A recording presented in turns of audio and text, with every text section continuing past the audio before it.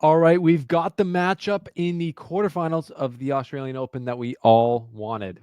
Novak Djokovic versus Carlos Alcaraz to make the semifinals in a absolute heavyweight tilt that I can't wait for. We're going to break down the match. We're going to look at the matchup, the serve return aspect, the stats from previous matches to give my best preview and prediction of who I think is going to win. So stay to the end for that. We're also going to talk about Taylor Fritz going out to Monfils. We're going to talk about Lerner Tien beating Medvedev a little bit more in depth than we did before. And we're going to break down kind of the men's draw and the first half of quarterfinals that are set in this episode of The Slice. So let's get into it. This is presented by Betway. Thanks for being here.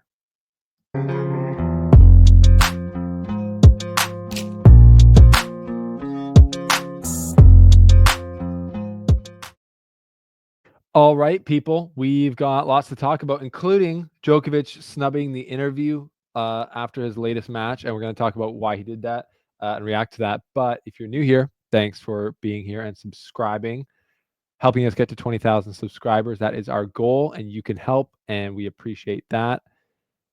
Also, shout out to Betway, our presenting sponsor. The odds for the match that we're going to be discussing today for the winner between Djokovic and Alcaraz are plus 160 for Djokovic and minus 200 for Alcaraz. So they have Alcaraz as the favorite, the slight favorite, but the favorite. So if you want to see more of my picks, you can check out the Betway feed where I'm putting out my thoughts and picks on what's going down. Okay, so obviously massive match. It doesn't get bigger. Djokovic versus Alcaraz. They both played a great Australian Open so far. That's why they're in the quarterfinals. But first things first, Djokovic snubs Jim Courier for the interview at the end of his match after Lehechka, and it was about Tony Jones. I've never heard of him, but he's an Australian broadcaster. There's a clip came out of him kind of taunting, like trying to be funny and taunting Novak Djokovic fans who were behind him. And he goes, no, Djokovic, he's overrated. He's a has-been. Kick him out, which I guess is alluding back to the COVID times when he got kicked out. So kind of weird. On live TV, Tony Jones trying to be funny, I guess, and said that. And obviously it made its rounds, and Djokovic saw it and literally just didn't do the interview with Jim Courier on court. Did a quick little kind of thanks for coming, fans. Didn't do an interview, and then went and kind of did a face, straight from his own phone, let everyone know why he didn't do it. And it was because he found these comments from Tony Jones offensive. And he said he hasn't got an apology yet, so he'd like one before he does any more interviews. And he had confirmed in press that he won't be doing any more on-court interviews until he gets an apology. And as far as I can see so far, Tony Jones has not issued an apology yet. So yeah, that's not looks like we might not be getting any more post-match interviews from Djokovic. We'll see if he sticks to that. We'll see if Tony Jones apologizes. In my opinion, it's like a little bit of a nothing burger. You're allowed to say whatever you want in media. That's why they're called sports media. We can say whatever we want. Djokovic can act however he wants. He can be offended by that. He doesn't have to do press at the end. Hopefully the fans don't miss out, because obviously we want to hear from Djokovic after he wins. Okay. Talking about wins. We'll break down. We'll look at Medvedev and Fritz going out after we break down the Djokovic Alcaraz match, because we're going to look at the draw and the other matchups as well. But right now we're going to talk about the main event: Alcaraz versus Djokovic, playing their 8th official match. Right now, Djokovic has the head-to-head 4-3 in their official matchup. And yeah, it's going to be insane.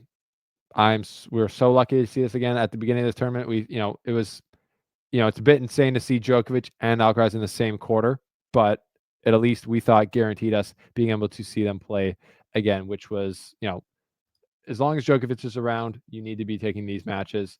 You can't be taking them for granted, because it's amazing to be able to see this level of tennis again. We were a little bit disappointed last year at the Wimbledon. And the Wimbledon final, it wasn't the match that we had hoped for. It wasn't the epic like it was the year before, but they played an amazing match at the Olympics, with Djokovic obviously taking it in 2 sets at a super high level, and him getting the Olympic gold. So now we come here to the Australian Open, and what's different here? Well, obviously it's the surface. This is a hard court, an outdoor hard court, with quick pace through the court. Djokovic's most successful major, and they've never played at this tournament before. So there's a lot of new things here. They have played on hard court.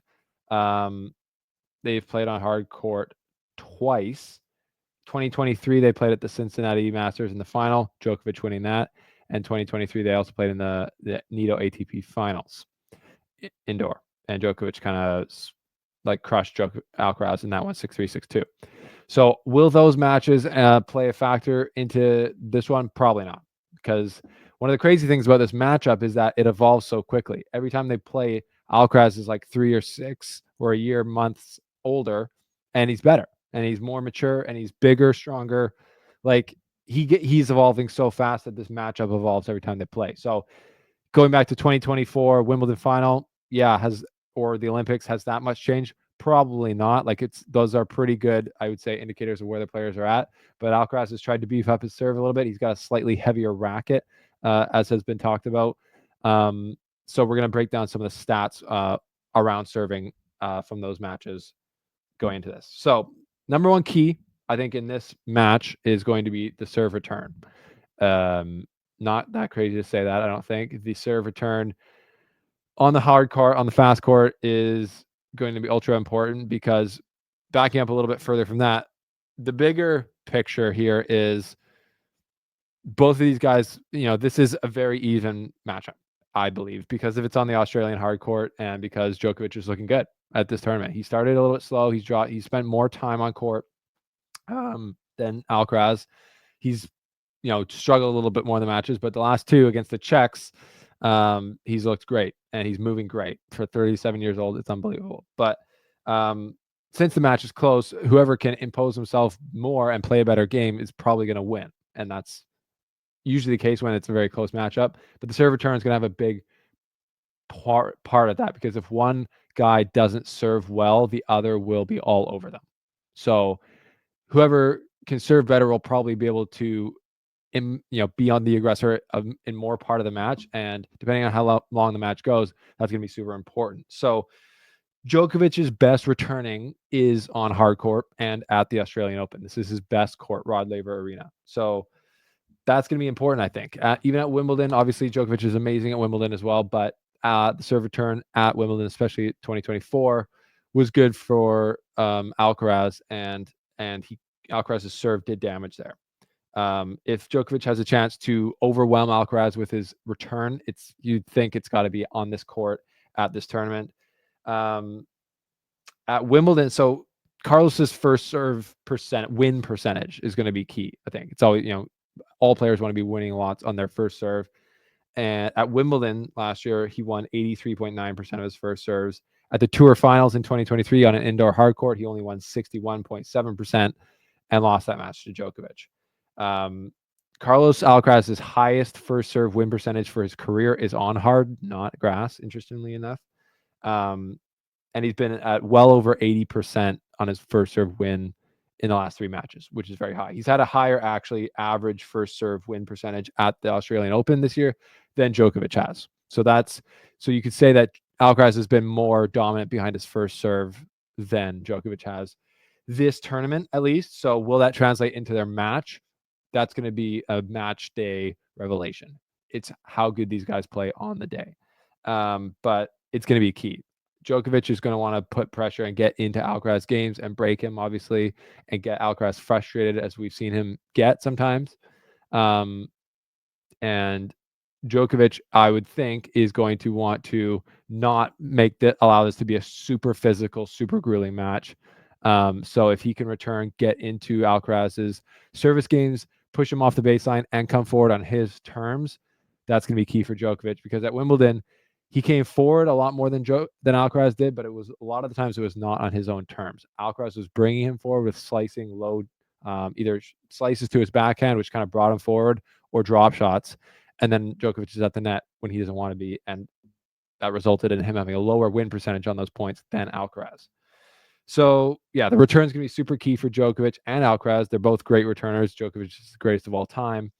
So it's going to be important. How well can they serve? Can Djokovic have a super good serving performance? He had a terrible one at Wimbledon. It's going to be key. The matchup: Alcaraz, younger, faster, stronger. That's not a surprise. He's literally getting closer and closer to his prime. He's not even there yet. And Djokovic is undoubtedly past his prime. But that doesn't mean he's not the most freakishly athletic and amazing 37-year-old tennis player we've ever seen. So, yeah, the matchup, that's the case. Alcaraz is younger, stronger, faster. This is Djokovic's best court. Alcaraz has never won the Australian Open. Djokovic has won it 10 times. Yeah, and like I said earlier, it's difficult to kind of think too much about this matchup as far as what's happened in the past, because Alcaraz is getting better and getting older every time they play. The forehands, Alcaraz obviously has the sting of death, one of the biggest, heaviest, hardest forehands the game's ever seen. He does so much damage with it. How will Djokovic be able to keep the ball out of the strike zone of Alcaraz as much as possible? We'll see. Well, he's got all the tools he can do. He can change the direction with his backhand as good as anyone has ever done it. He can hit his own forehand huge, and he did that at the Olympics, notably against a few cross-court forehands on the clay that just bounced and ripped up past Alcaraz. It was amazing. Will he be able to be super aggressive? Will he try and be super aggressive? That'll be interesting, because he's tried that a few times versus Alcaraz, and it hasn't always worked. So we'll see what type of style Djokovic comes out and plays. But yeah, typically Djokovic changing directions against Alcaraz seems to work good for him.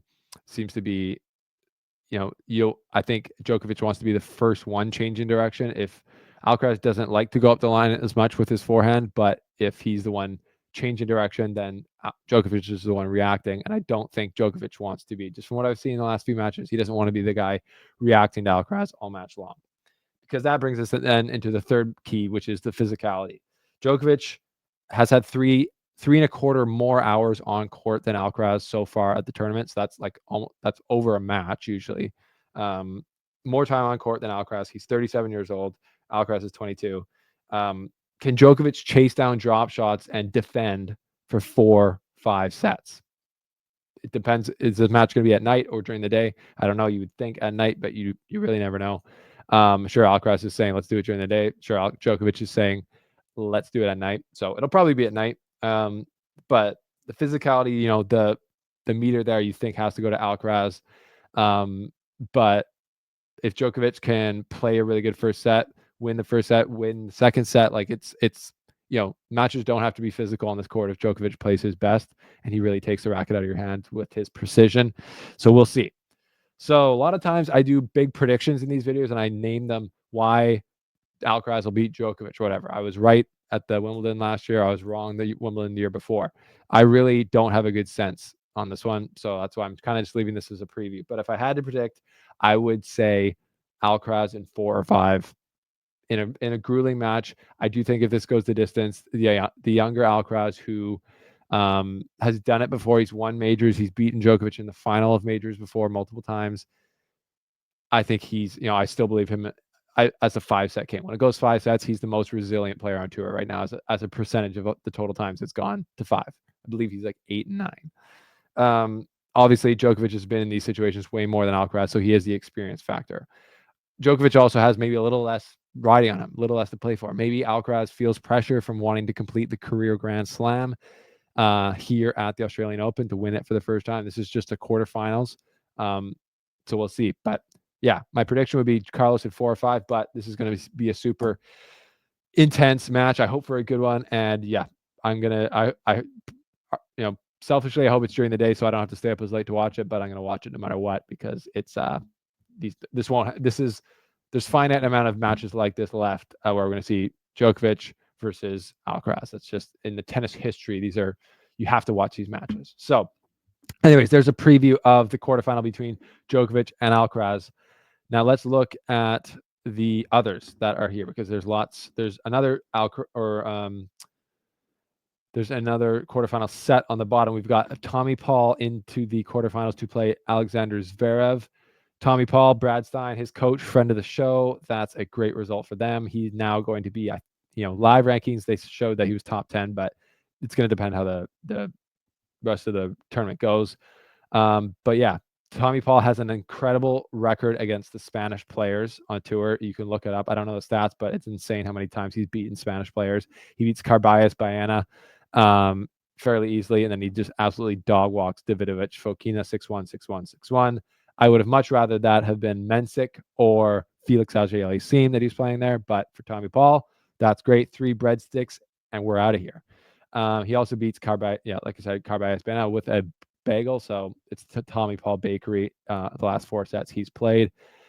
Alexander Zverev comes through Fernley, and then Ugo Humbert. A little bit, Ugo Humbert, he would have, he wins a set, but 6-3, 6-2 in the last 2 sets. That's a rematch of the Paris Masters final, and Zverev gets through. So on the top half, Lerner Tien beats Corentin Moutet.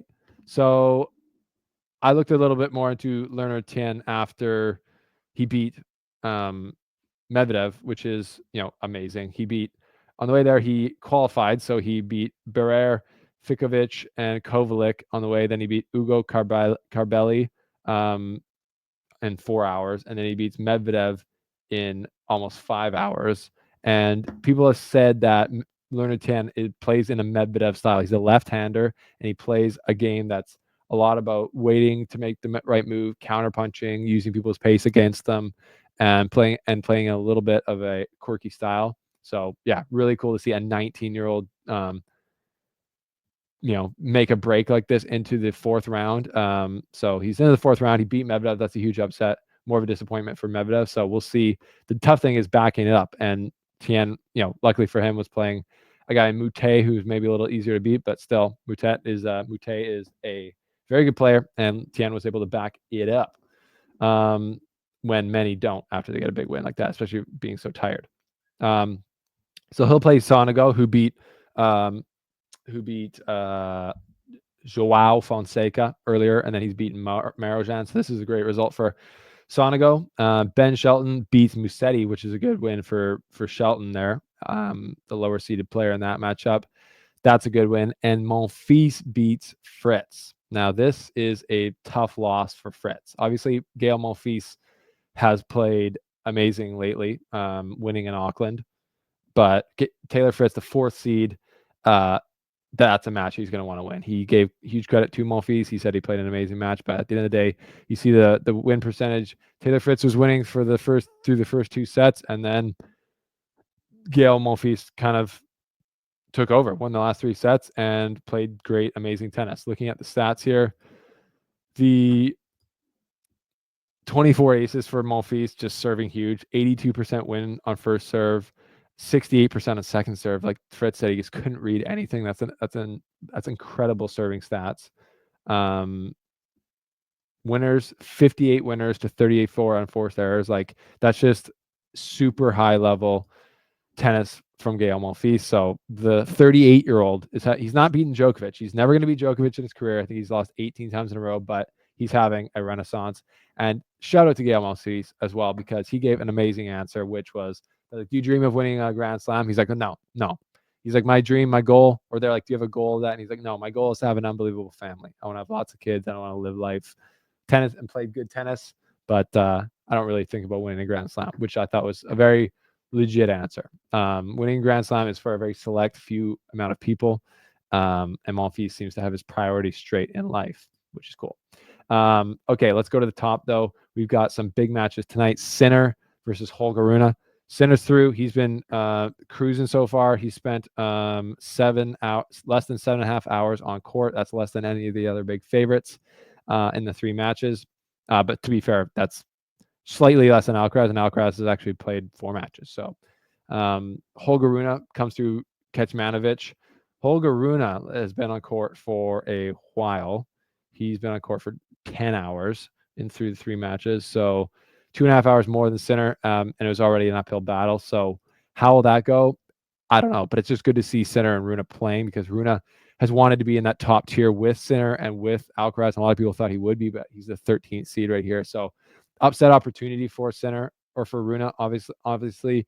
I thought Betway had him at like plus 900, and I thought that was too much. If you've forgotten how good Rune can be on hard court, then maybe, but I think that could be a close physical match. So we'll see. We'll see if Rune can step up and play to his potential there. And then Alex Michelsen beats Khachanov, upset 3 sets, and he's through. The 19-year-old, 20-year-old from America playing great tennis, beat Tsitsipas, beat McCabe, now beat Khachanov. He'll play Demon Hour next in front of the Australian crowd, so that's going to be a tough battle for him. Demon Hour is the dog, and he's going to make the big man Michelsen move. But we'll see. We'll see how penetrating and how reliable Michelsen's shots can be. And Demon Hour is not invincible, but it's going to be tough, and Demon Hour is going to be the favorite in that one. So that's a look at the men's 4th round and quarterfinal matchups, and primarily a preview of the match we've all been waiting for: Djokovic versus Alcaraz. Let me know your thoughts below, as always you will. Thanks for being here. Thanks for checking out my analysis. Let me know what you thought about it, and thanks for subscribing. We appreciate your support here on The Slice. Check out our Instagram, our Twitter. Follow along as we continue our coverage of the 2025 Australian Open from Down Under.